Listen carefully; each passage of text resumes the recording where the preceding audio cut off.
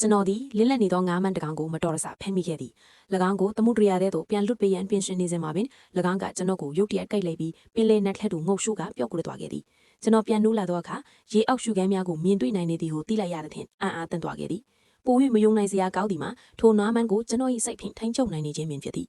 ဤငါးမန်းကိုကျွန်တော်၏ကိုယ်ပွားဖြင့်အသုံးပြုပြီးသမုဒ္ဒရာအတွင်းရှိမိသည့်အရာကိုမဆိုအလွယ်တကူဖမ်းယူနိုင်ခဲ့သည်ထို့ကြောင့်ကျွန်တော်ဒီငါးမန်းကိုထိန်ချုပ်ပြီးတူနာငါးတကောင်ကိုဖမ်းခိုင်းလိုက်သည်နောက်ကစက္ကန့်တွင်ထိုတူနာငါးမှကမ်းခြေပေါ်သို့ပြင်တက်လာခဲ့သည်ကျွန်တော်စိတ်လှုပ်ရှားစွာဖြင့်၎င်းကိုပွေဖက်လိုက်မိသည်ဤငါးတကောင်တည်းနေမင်းကျွန်တော်အတော်အတန်အမြင့်အစွန်းရရှိစေနိုင်ပါသည်ထို့နောက်ကျွန်တော်ဒီပင်လေစာဈေးသို့သွားခဲ့သည်အခြားသောတငါးတဲ့ညာကဒါဟာသူကောက်ရလာတဲ့ငါးအသေးပဲထိရမယ်ဟုဆိုကကျွန်တော်ကိုလှောင်ပြောင်ခဲ့ကြသည်ထိုအချိန်မှာပင်ချမ်းသာသောအမိုးသမီးတို့လမ်းလျှောက်လာခဲ့သည်သူမသည်၎င်းငါးမှာရှားပါတူနာငါးမျိုးစစ်ဖြစ်ကြောင်းချက်ချင်းအတိအမှတ်ပြုခဲ့သည်ဒေါ်လာကတိဖြင့်ဝယ်ယူရန်ကန့်လန့်ခဲ့သည်ကျွန်တော်လည်းထိုသဘောတူညီချက်ကိုချက်ချင်းလက်ခံလိုက်သည်၎င်းနောက်ထိုအမျိုးသမီးကကျွန်တော်အားလိပ်စာကတ်တူပေးခဲ့သည်သူမသည်လာမီရက်များတွင်ကျွေးမွေးအခန့်ပွဲတစ်ခုကျင်းပရန်ရှိကြောင်းနှင့်အကယ်၍ကျွန်တော်ကအခြားသောအရေးအသွေးမြင့်ပင်လယ်စာများကိုပေးစွမ်းနိုင်မှာကဈေးကောင်းပေးပြီးဝယ်ယူမိဖြစ်ကြောင်းပြောခဲ့သည်ကျွန်တော်လည်းချက်ချင်းပင်သဘောတူခဲ့သည်ထို့နောက်ကျွန်တော်ဒီကမ်းခြေတွင်လဲရောက်နေစဉ်ကျွန်တော်၏ငါးမန်းကိုသမုဒ္ဒရာထဲ၌ငါးဖမ်းခိုင်းထားခဲ့သည်မကြမီငါးမန်းသည်တောရိုင်းငါးပုံနားတကောင်တွေ့ရှိသွားခဲ့သည်သို့တော့ကျွန်တော်ညီမလေးမှာ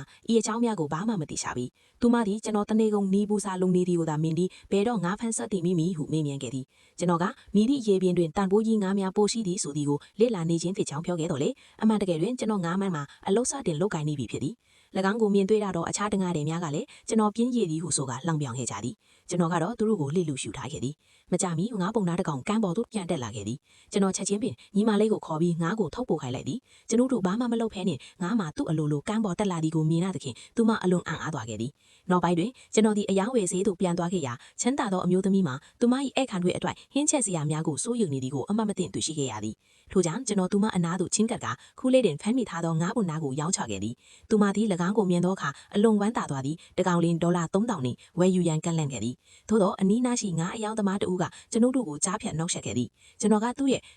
စီးပွားရေးကိုလာရောက်နှောက်ယှက်သည်ဟုမြင်သဖြင့်ကျွန်တော်မှာငါးတကောင်တာရှိပြီးထိုအမျိုးသမီးရဲ့ဧည့်ခံပွဲအတွက်အနည်းဆုံး30အကောင်လိုအပ်သည်ဟုရည်ရွယ်ချက်ရှိပြောဆိုခဲ့သည်ကျွန်တော်ကတော့အနည်းအခုမလို့ဖဲညီမလေးဟူသာဖုံးဆက်လိုက်သည်မကြမီ3ဘိန်းလဲတစ်စီးဈေးသို့ရောက်လာခဲ့သည်ငါးအယောင်သမားမှာ